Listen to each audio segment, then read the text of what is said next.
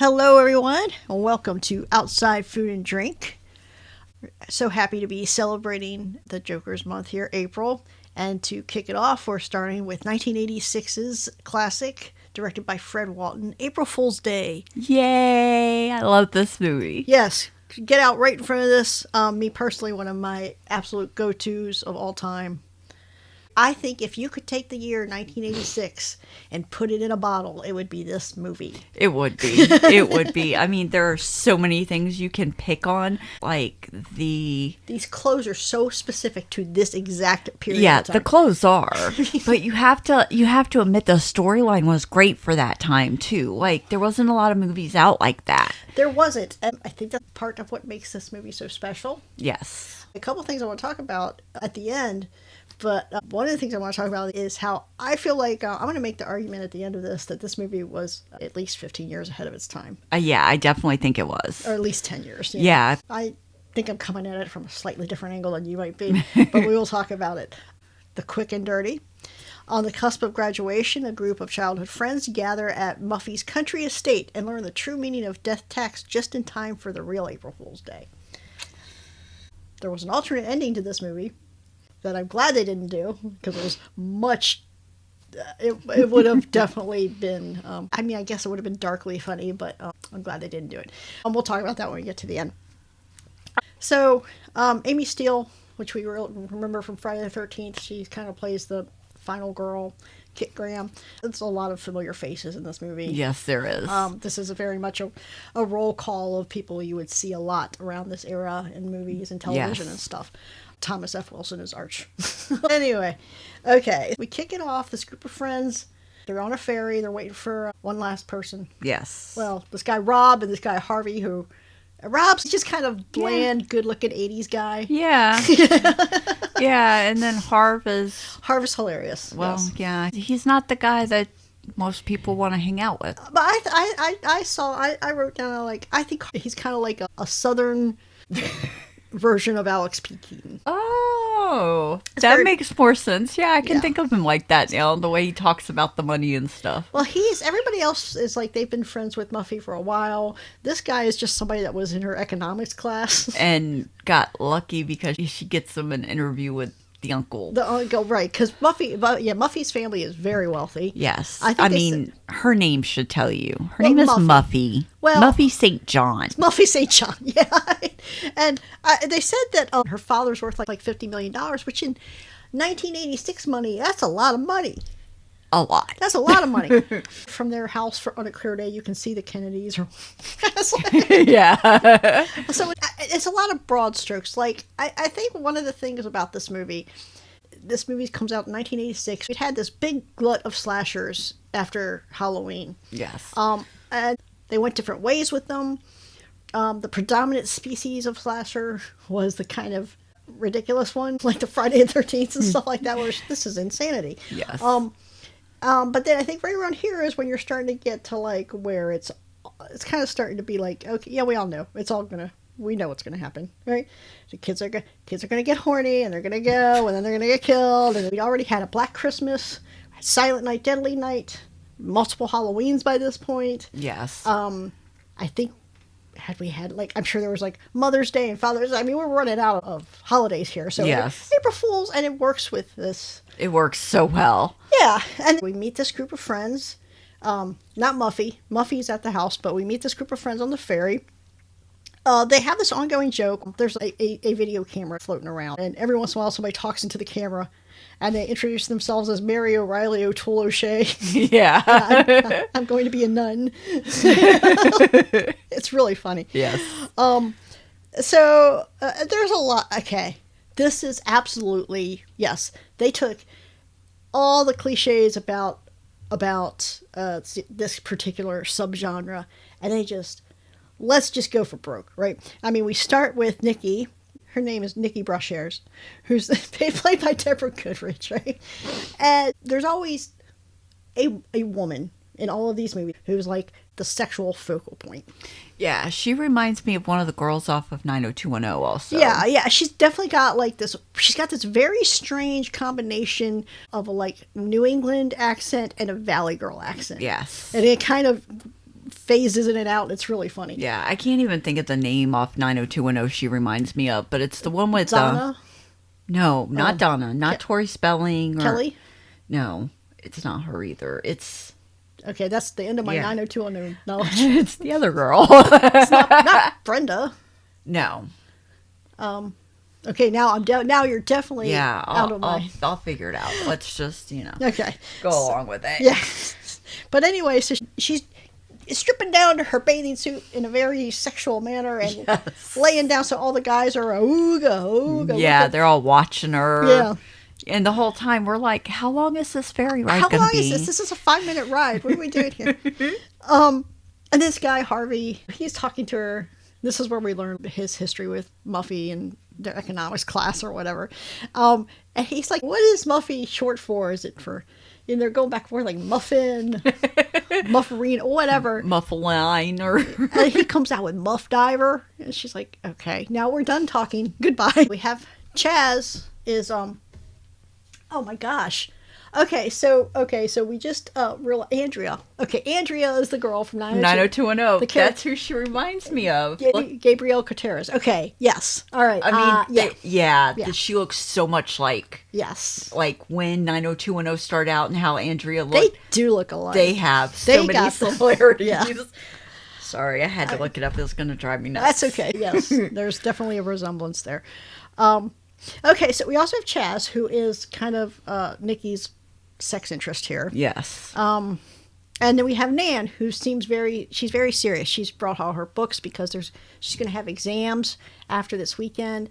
So she's brought all her books to catch up on her studying. So she's on this ferry reading Paradise Lost. And Chaz, Chaz, it's just a miracle of 1986. He's got the hair with the spikes, these perfect spikes. Yes. And these perfect floppy spikes, and he's got the sunglasses and the rolled pants and the high tops, and it's all there. It is all there. So 86. It is. It's so specifically of like that 2 to 3 year time period. It could not have happened at any other time period. Yep. So he goes up to her, he's like, hey, what you reading?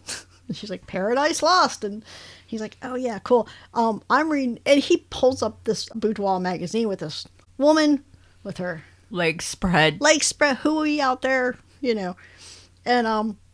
it's just like, oh, yeah, okay. He claims to be doing research, yeah. That's like another thing though. So the scene does a couple things because it kind of shows us how out of place Nan is here, yes, which will be important. But we've seen Chaz is going around like sniffing people's hair and stuff like this. So this is another thing too. Like all the guys, I mean, they're young guys in their early 20s, so they're young people in their early 20s, so everybody's kind of horny. Yes, but Chaz is like overly over the top. But yeah, I think this is also movies of the time where you would have this one outrageously oversexed character to the point where it's like you can't even function in society if that's how you act. Exactly. Like what do you do when you go out into the world? Do you like really act like this everywhere? Literally just met this person and you're showing her another woman's twat. What are you doing? Meanwhile, we're going back and forth between the ferry and Muffy's mansion. For somebody who lives in such a swanky house, or whose family owns such a swanky house, there's one person there, like a maid or a housekeeper, who kind of vaporizes early on. Yes. And then Muffy's there, and one thing I really appreciate about this movie, the way it ultimately ends. When you go and look back, you're like, there's clues sprinkled from the beginning. Yes. So one of these first clues we get is which you notice is, what is she fucking with this mannequin? Why is her a mannequin here? What is she doing? Yeah, she's like moving a mannequin around. She's like in the basement moving shit around. Yes. And you're like, hey, what's going on? She's just having some friends over. What's happening? And then we're back at the ferry again. We find out that Nan, this is another little piece of information to keep in your pocket, that Nan met Muffy when they were both in the drama society together. Yes. Okay. Nan was doing, I think, the outfits for it. Yeah, the costumes for it, and Muffy was actually in it. Right. Yes, and then again, more information about Nan kind of being okay, she could be a last girl, she could be a killer, though. Yeah. I mean, she could go either way. And it lets you know that Muffy's actually been in drama, so she can act. She can act. So back on the ferry again, we have the obligatory Boys with Boys stupid knife play, which we also saw in My Bloody Valentine. Yes. My Bloody Valentine, somebody stabbed themselves in the hand. But here, it's Arch and Skip. Yes. Skip, who is Muffy's cousin. Yeah. And, Skip and Muffy, it makes sense. They're doing this game where you throw the knife down and you try to pick it up without losing your balance. And finally, Arch is over it and he stomps off. He's like, dude, I'm done. I'm just walking away. And he walks away and Skip's throwing a hissy. So Arch turns around and he's like, I said stop. And he throws a knife at him and it lands in inside. Skip falls off the ferry and everybody's freaking out. Yeah. And of course, Skip comes up with the knife. It's a fake knife. And he's like, April Fools. Yeah. Ha ha ha ha ha. Gets back on. You're like, oh, very, very fucking funny. Yeah. But 2 people jumped overboard to save him. 2 people jumped overboard. Chaz did not. He did not want to get his hair wet. No, not the hair. But so it was Rob and this guy, Buck, who is like a boat hand. Yeah, boat hand, first mate or whatever. So I'm watching this, and they're getting ready to pull into the dock, and Buck's like, I'll just do it from here. In the water. And the captain's like, okay, sure. Now, they throw him the line. Anybody who has ever spent any time around people who actually do water things on boats for a living knows that the captain will be like, the fuck you are, get back on deck. And then, right? Yeah. But he didn't. Nope. And so the ferry crushes Buck's head between the pier, and he comes back up, and he's still alive, but his head's all fucked up. He's got his eyeballs falling out. Yeah, the eyeball thing is always so great and so squishy. It's squishy. It is good. It's really good. And he's screaming the whole time. Ah! Yeah, he doesn't stop screaming. The constable is there. So they end up taking Muffy's boat to get this guy back to the mainland, to get him to the hospital. And he's steady screaming the whole fucking time. The whole fucking time. You hear him as they're running away and the constable takes over docking the ferry. Yeah. Oh my God, so funny. Well, obviously I wish his eyeball well, but it was funny. Okay, so they get to this house. Nice, really nice house. A lot of stuff's happening in this house. A lot of very funny stuff. So she gets in the dining room and she's got place settings for everybody, like a dinner party. Yes. They got little name plates and everything. But they also have these weird little Barbie and Ken dolls at everybody's plate. Yes. Oh, what's happening here? And they said, it was funny because somebody said something about the name tags, but not about the weird little dolls. Yeah, I know. And something about the bunnies on the napkins. Yes, they have bunnies on the napkins and like paper plates, and they end up eating beans and wieners for dinner. Yes. There's a great shot where they're talking about they're talking about penises in the dining room, and then they cut to them squeezing this hot dog out of the package so they can cook it. Yeah, it was great. I mean, the smoothness just going into that was pretty good. Yeah, it was great. Okay, so this is the family on tough times. Why were you eating hot dogs off paper plates in this mansion? And she does mention that that's their summer house. Okay, but like people that have that kind of money and a summer house aren't eating beans and wieners off paper plates in their formal dining room. No, right? They're not. But this is just a bunch of college kids. They'll deal. Yeah, they'll deal. So, okay, we spent a lot of time on this first night following everybody going about the stuff around the house. Arch is making a video. He's doing his old I'm Mary O'Toole O'Shea. My mission is to have sex with as many women as possible this weekend. And he does like a lot of unwanted touching. Like it's like kissing Muffy, and she's like, okay, goodbye. Good night. Harvey finds Muffy's father's office in his humidor and takes a bunch of his cigars. Yeah. So there's an interesting scene with Skip. Getting dinner set up on it. He's out there on this balcony or veranda type thing with Nikki. Yes. And he's got some daddy issues. He's talking like his father doesn't love him. And it's very over dramatic and it feels very overwrought. Yes. And it's funny because I watch it now and I feel like, okay, this is part of what they're doing big picture. But maybe it's not, because this is just how they would write stuff like this back then. Yeah. Like they would just do these random, stupidly cheesy, dramatic scenes that were like, nobody talks like this. Nobody acts like this. Especially to a stranger. You're not going to tell them about your daddy issues. If my dad only loved me, looks out into the distance. He gives everything to the rest of the family and nothing to me. Yeah, so there's that. But, yes. So, yeah, I think everybody's from a kind of a privileged background, except for Rob. Kit's very proud of him / excited because he's gotten into medical school. So she thinks. she's under the impression that he's heading to medical school. Yes. And she wants to announce it to everybody. He's like, shut the fuck up, because we find out he did not actually get into medical school because they told him he was not serious enough. What are they going to be basing that off of anyway? What is the people that make the decision whether to accept somebody into a medical school? What contact are your basis for that? Did you see him? Were you seeing him joking around with his friends on this island? I guess he was kind of contrived, which is a silly thing to complain about with this movie. But now we got a little tension here. Okay, so we have Nan being a weirdo. Skip is having daddy issues. We have some little tension brewing between Kit and Rob because Rob is not taking this well. He's like, shut the fuck up, kid. I don't want to talk about it. Yes. And they're setting up a lot of little things between everybody. Muffy gave Nikki a room that would accompany a second person because she's like, I'll figure you'd be busy. Okay, so she gave you a bigger room for you and Chaz, but as they're passing each other, as Nikki and Muffy are passing each other in the hallway, she makes this little comment like, you usually get there first, but Chaz is mine, bitch. I'm like, wait, did she even look at Chaz? What are you doing? Settle down, Nikki. She's just warning her. Nobody wants Chaz except for you, girl. Nobody wants him. Oh. Nobody wants that man. No. In the 80s, they might have. He's cute. Yes, he says 80s cute. I'm not going to deny that, but the way he's acting, nobody wants to fuck that man. It seems like a joke, but again, we're setting up all these little pieces of tension. Yeah. So when they come to the dining room, it's all in the spirit of April Fools. Nan sits down on a whoopee cushion. She takes it well. Arch, throughout the movie, every chair he sits in collapses. It's like he just leans back just enough. Like, it's not even lifting off any of the legs off the floor, but he'll just lean back a little bit, and it just like... it just collapses, and then those two legs pop back up. It's great. Yeah. Something's wrong with Nikki's plumbing. In Kit and Rob's room, every time they try to turn off a light, another one pops on. Oh, and don't forget the creepy... There's a creepy painting with the eyes that follow them, so they take it off the wall, and it's just one of these Felix the cat clocks. Yeah. So, I thought that was great. Yeah. So I haven't seen a clock like that in a long time. No, so they leave the painting off because the cat's one thing, but the fucking eyeballs on the painting are another. So that's kind of funny. It's a little April Fool's gags, but then the stuff starts turning... Dark. Yeah. Stuff starts getting dark.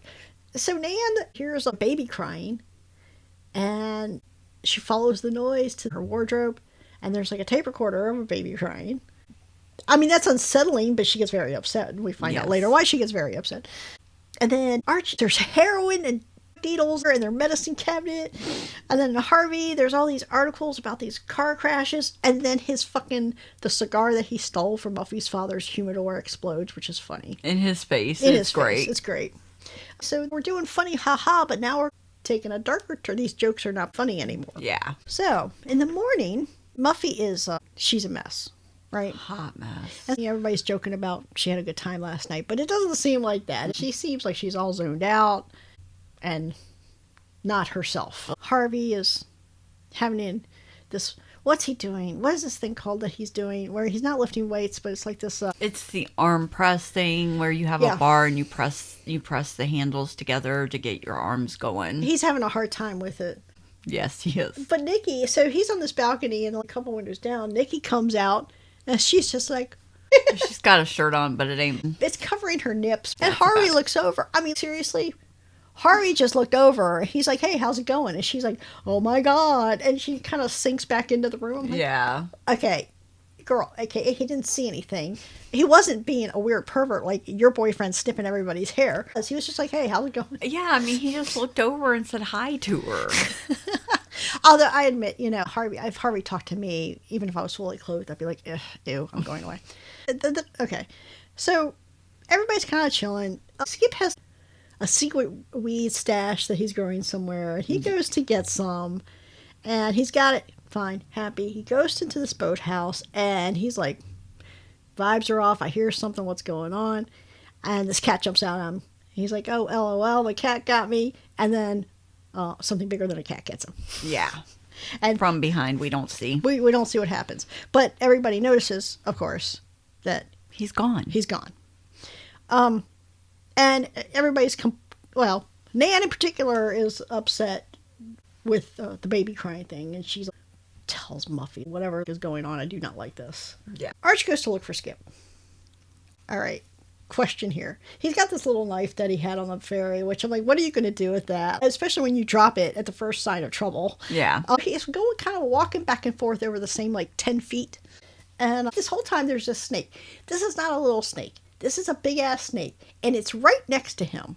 And it's kind of like following him. All right, I'm going to get this guy. Right? So you're waiting for the snake to strike. Okay, my question was, it's hard to tell because this is happening at night, but it's really bright for being nighttime. So is that why we can see the snake, but we're supposed to understand he can't see the snake? I'm not sure. I've never really figured that out. Or are we poking fun of the fact of, at a lot of these slasher movies, the danger is very obvious and everybody actually just pretends that it's not there. They don't see the killer hiding behind 2 inches of doorway, the stuff like that. Yeah. I think it might be that. Yeah. I don't know though, but I think it might be that. Yeah, I think it might be that. But anyway, he's going back and forth. The snake doesn't get him at first. It's a foot trap where you step in the loop and it tightens around and it snaps you up into the tree, so you're dangling. Yes. And then the snake starts, ha ha ha. And the snake gets him, and then something else looms over him. And he's like, well, that's worse than the snake. Oh, no. They kick the snake away, though. We don't see. We just see boots. We don't see anything else. We don't see anything else. Okay, so it's going from bad to worse very quickly. In the morning, Muffy's like, everybody calm down. We'll make some tea.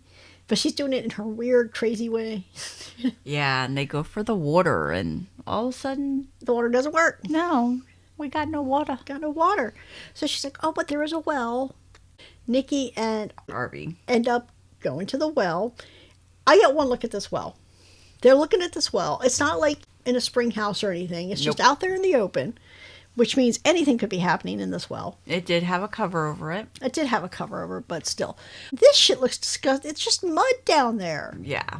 I'm not drinking this. And Nikki's like, well, I can't go all weekend without water or something. Like, you've already had a day, so you've got one more day. You can live without water for one more day, which I would, because I'm like, I'm going to drink that water and get dysentery or something. Cholera, the water looks really bad, and we only know that because of what happens next. Well, it looked bad before we knew what happened. Yeah, Harvey's going to roll this bucket down there. We have this very cringy dialogue because he's like, I believe you think I'm some kind of yokel, but I'd love a chance to prove you wrong. I like to plow your field. I like to plow your... I'm like, oh, man, just put the bucket in the well. I thought that was a great line, though. I would like to plow your field. Well, what's better is when he drops the bucket and the rope snaps. Yes. And he's like, the rope snapped. He's like, that rope was rotten. Any fool could have seen that. And she's like, and you didn't. It was just stupidity upon stupidity, because then he's like, well, can I get a light? And so she has this flashlight, and she doesn't hand it to him, and she doesn't stand up and point it in the well. She just kind of holds it up behind her head, and boom, drops in the well. Yeah. So, yeah, everybody's being stupid. Everybody. At least she is like, yeah, I was being stupid. Yeah. So she admits her mistakes. I'll go down there because I was being the dumbass. So she goes down there, and of course, the little rungs that go down there, of course, they break off. She falls in, and there's heads down there. Yeah. Multiple heads. Multiple heads. There's 2 heads on one body.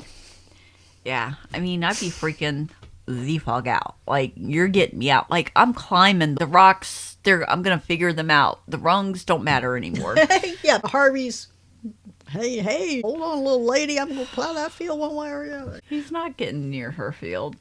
No, he is not. So, in the meantime, while all this is happening, they're scouring the house for missing people. Okay, it's Skip's head and Arch's head and Nan's body at the bottom of this well. Nobody else knows. I don't even think anybody's realized Nan is missing yet. Yeah, because we didn't see that happen. Yeah. So everybody else is looking for Skip and Arch, and they're scouring the house, and Kit is in Muffy's father's office. She discovers a photo of a pair of twins on his desk. Like, twins? Wonder what that's about. Yeah. Twins. Okay.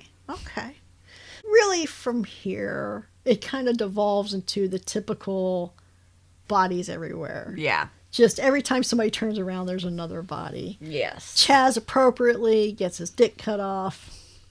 We don't see it. No, we just see the aftermath. We just see he looks like he's laying on the bed holding his junk. And then they move his hand, and there's just a bloody spot where there used to be a dick. Yeah. Well, it's a bloody spot through his boxers. Maybe there's still a dick underneath, but we don't know that. Dickless. Kit and Rob are our final couple, right? Yes. So we're going to follow them around. And then the math starts mathing. We find out, no, this Muffy's fine, fairly normal. But her twin, Buffy, is a lunatic, right? She's been in insane asylums, and she's now out and about. And the first night, the person they had, that was Muffy. Everything after that's been Buffy. That's why the next morning, your Muffy was looking like a crazy person. Well, because Buffy has killed Muffy by this point. Yeah. And they find Muffy's head. They're like, oh shit, Muffy's dead. Muffy, yeah. The rest of it's like, Buffy's chasing them around. She's chasing her around the table, and she jumps on top. But then as she goes to stab Kit, the doors to the living room area open up. And everybody's in there. Everybody's in there just chilling out. Just, hey, what's up? I mean, they barely even turn when they pop in at first, though, which is kind of odd. Yeah. But, yeah. And you can hear, like, she's just, like, standing there, and she's, like, looking around like, what are y'all doing? And you can hear Rob in the pantry screaming. Because he thinks that she's been killed. Yeah. And he's just, Yeah, he is freaking the fuck out. Yeah. That might be one of my favorite parts of the movie, is the way he freaks out at the end. I like that part, and I like the part when they go up into the attic and they see all the dolls from the first night's dinner, and they're like, what is going on? And they see, like, the heads of the ones who are headless now. And they see Nikki and Chaz on their bed with, like, red all over their dolls, and it's hilarious. Yeah, I love that scene too. When it hits them, we are the last ones standing. We're it, yeah. This chick is crazy. And then they explain the whole thing. Yes. Skip is actually Muffy's brother, not her cousin. Yes. Buffy is not a real person. No. Skip is her twin. Yes. And she gets this mansion when she turns 21. If she can show her father that she can take care of it, she can be responsible for it. Yeah, because she wants to turn it into a murder mystery inn. Right, and this was her test run. Yes. And, like, even the boat captain is her uncle, and this Buck guy is actually a makeup artist. None of her friends were in on it until they got. Like, as people would disappear, we would see them, quote-unquote, be killed. It was just one of the people in on it saying, hey, man, joke's over, we need you to do this. So everybody kind of had to go along and pretend to be a corpse or whatever. Yes. Okay, so then you had that final scene where Muffy is up in her room.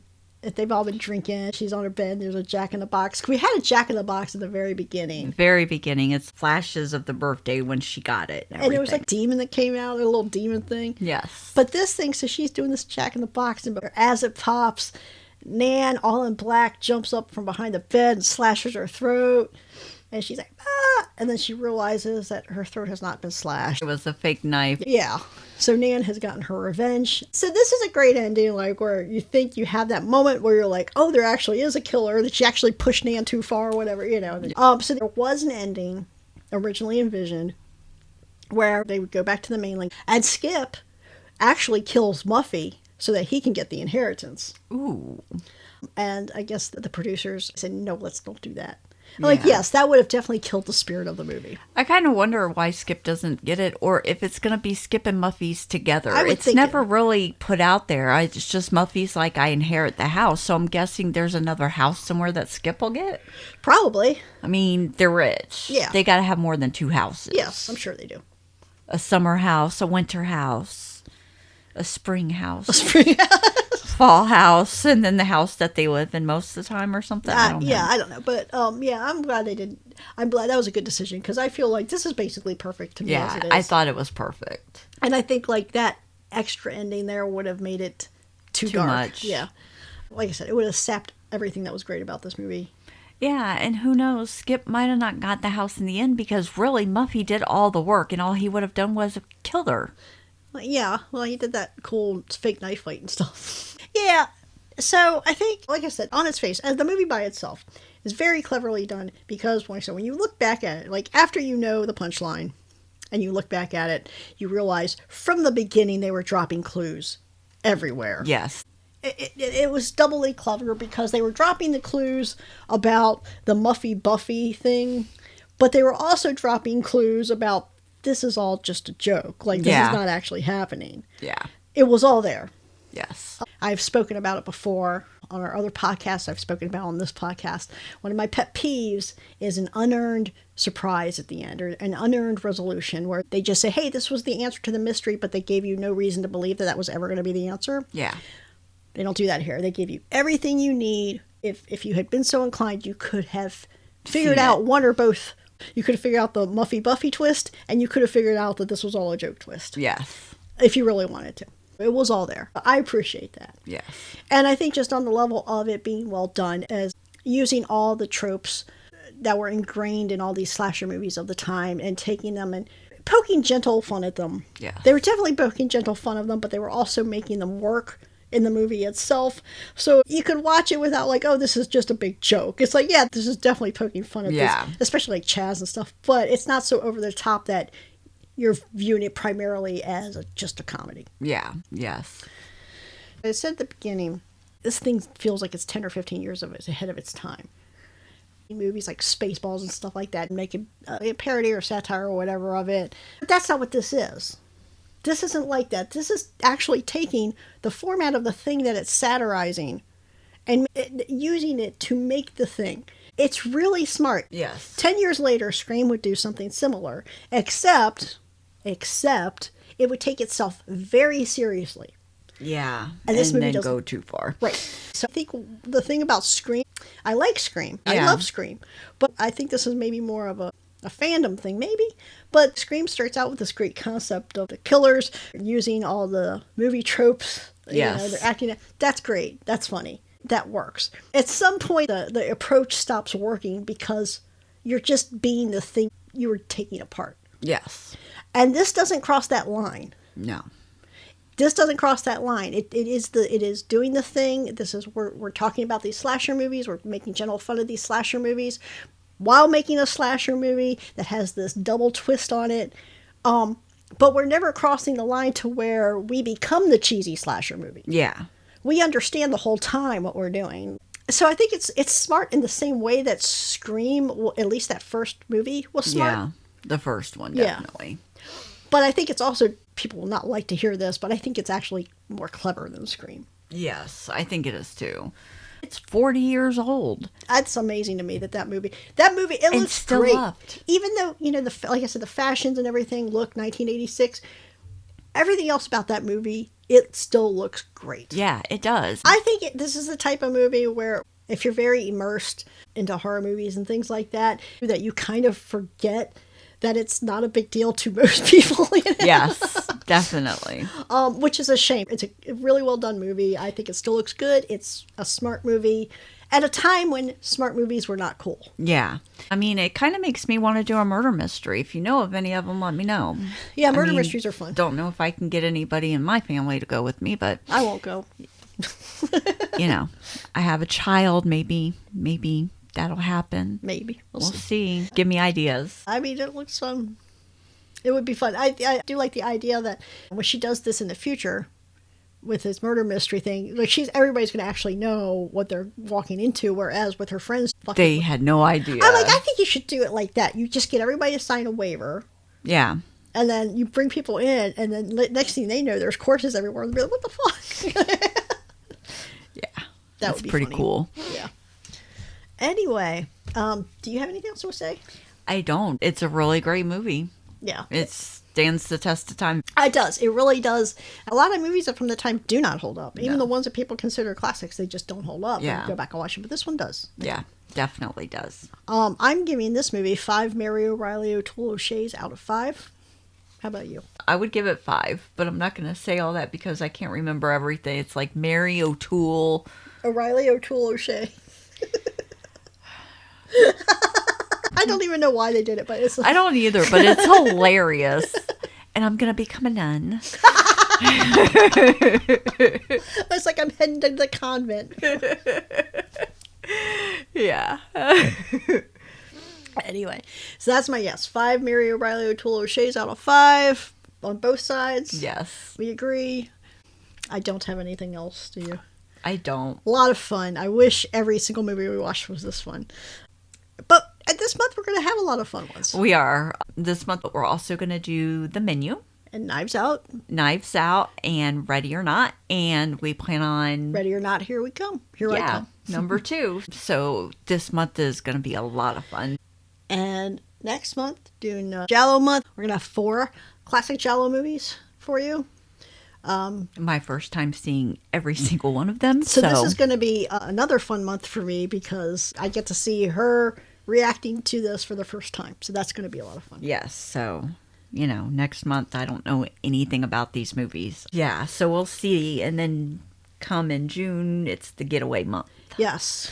So I'm excited about that one too. That's right. It's going to be some of my favorites. So a trip to every place you don't want to go on your summer vacation. Or you do want to go if you're willing to die. If you're willing to lose a kidney, yes, go for it. Or get eaten by a plant. Or... They're the bellflowers. They're pretty.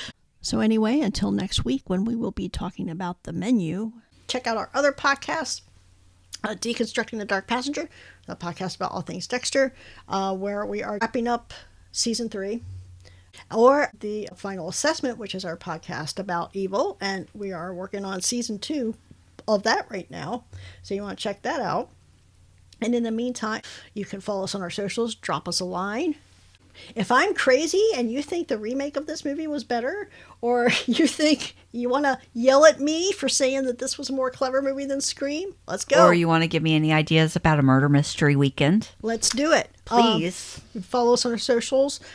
All that information will be on the show notes. And until next week.